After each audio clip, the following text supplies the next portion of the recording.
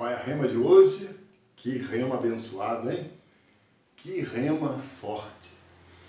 Veja que nesse vídeo sobre o papel das línguas estranhas na vida, no culto, na igreja e no ministério, não tem problema, não tem confusão, não tem conflitos, tem apenas um procedimento com maturidade daqueles que vão estar orientando os bebês espirituais, os meninos espirituais, as crianças espirituais, que é o foco, né, desse dom. Claro que depois de convertido 2, 3, 4, 5, 6, 10 anos, eu posso ainda receber o batismo com o Espírito Santo. Claro, né, posso receber. Eu vi várias pessoas nesses mais de 30 anos em que eu venho orando por isso. Eu já vi pessoas com 10, 15, 20 anos que foram batizadas com o Espírito Santo. Mas esse dom, ele é para ser recebido logo quando se converte. Porque ele é a base para te ajudar, para nos ajudar. Então, dando continuidade aqui nesse 6º vídeo, Paulo diz no verso 15: que farei, pois? O que eu vou fazer? O que eu vou fazer? Já que no versículo 14 ele diz que quando eu oro em espírito, quando eu oro em línguas, eu espírito oro bem, mas o meu consciente fica sem fruto, porque eu não sei o que eu falei, eu apenas tenho sentimento do que eu queria falar. Aí ele fala no versículo 15, então o que eu vou fazer? Aí ele fala, olha, orarei com o espírito, mas também orarei com o entendimento. Aí ele continua, né? Cantarei com o espírito, mas também cantarei com o entendimento. Então ele está dizendo, o que deve fazer? Nós devemos orar bastante em línguas estranhas, né? Se eu estou muito alegre, eu vou pegar essa minha alegria e orar bastante em línguas estranhas. O que eu estou falando ao orar em línguas estranhas muito alegre? Estou falando das alegrias que eu tenho.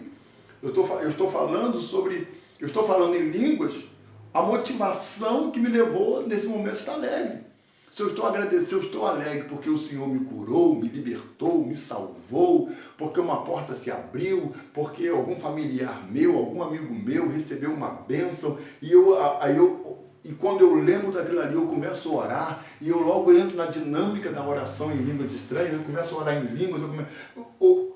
Qual é o tema da língua estranha ali? Alegria, satisfação, agradecimento, ações de graças. Esse é o tema. Então eu vou orar, porque aquele tema é o tema que está me levando a orar em línguas estranhas. Eu já sei o tema.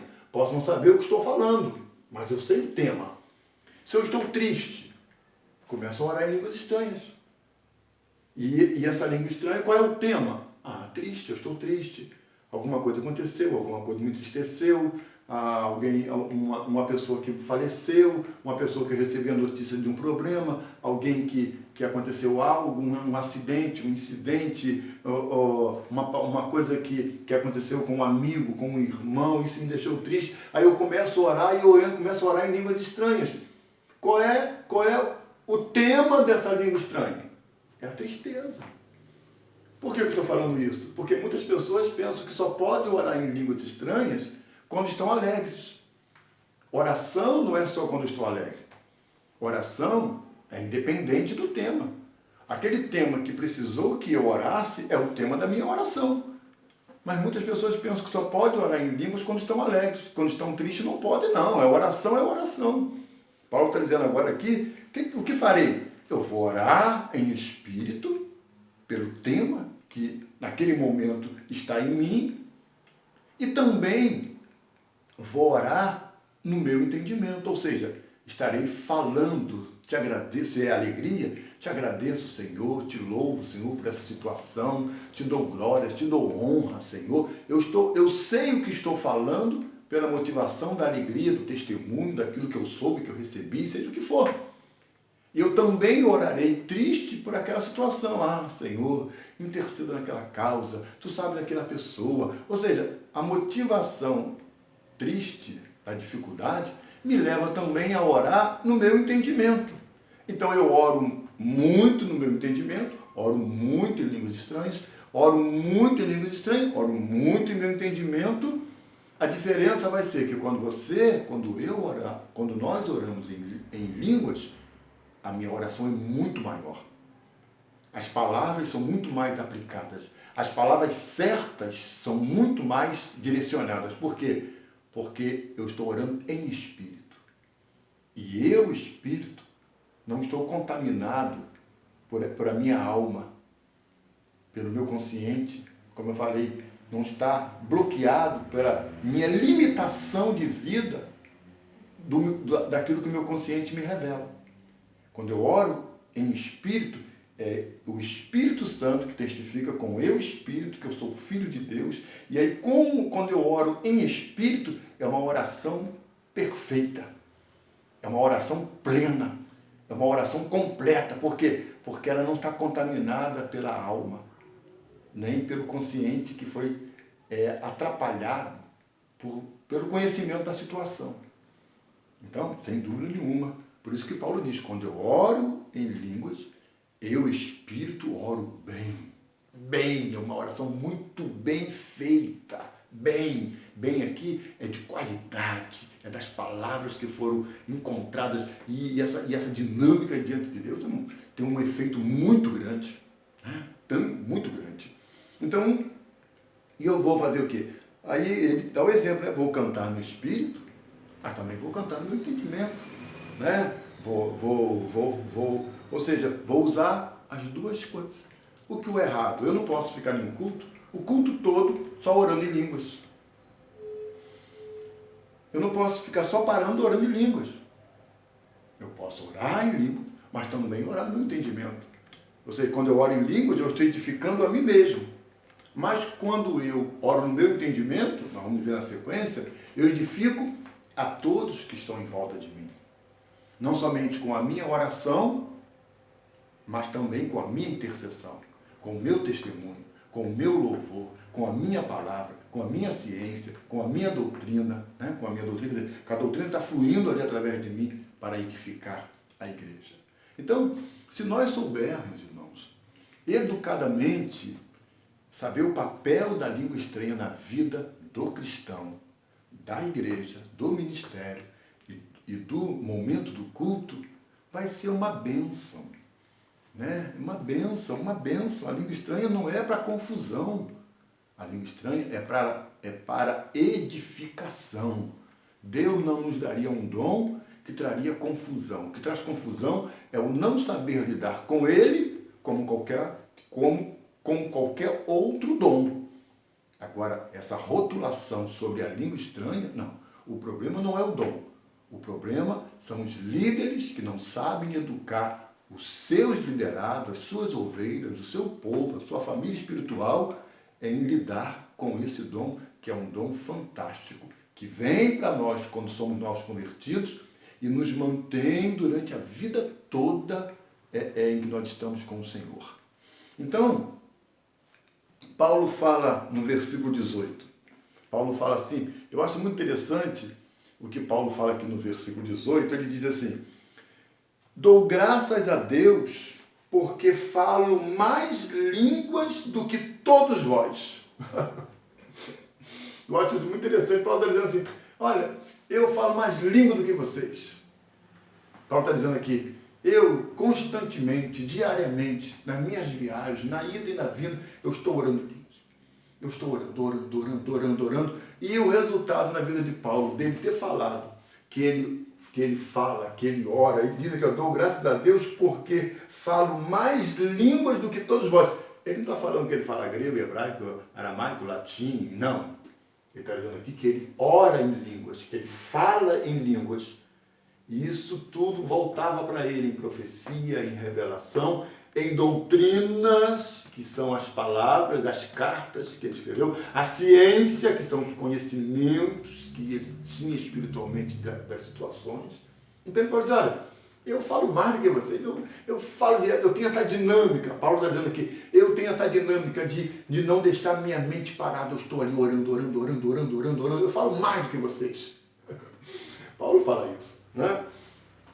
Aí ele vai e faz uma observação no verso 19, ele fala assim, todavia, eu antes quero falar na igreja 5 palavras na minha própria inteligência, para que possa também instruir os outros, do que 10.000 palavras em línguas estranhas. Ele está dizendo assim, eu falo muito, mas quando eu chego na igreja, eu sei que para a edificação da igreja é melhor eu falar palavras na minha inteligência, quer dizer, aquela palavra processada no meu consciente, do que falar 10.000 palavras em línguas estranhas. Porque as 10.000 palavras em línguas estranhas não vão edificar os outros, vão edificar assim, a mim mesmo. Mas essas palavras que eu falar na minha inteligência vão edificar os outros. Meu irmão vão ser edificados. Então por isso que ele fala,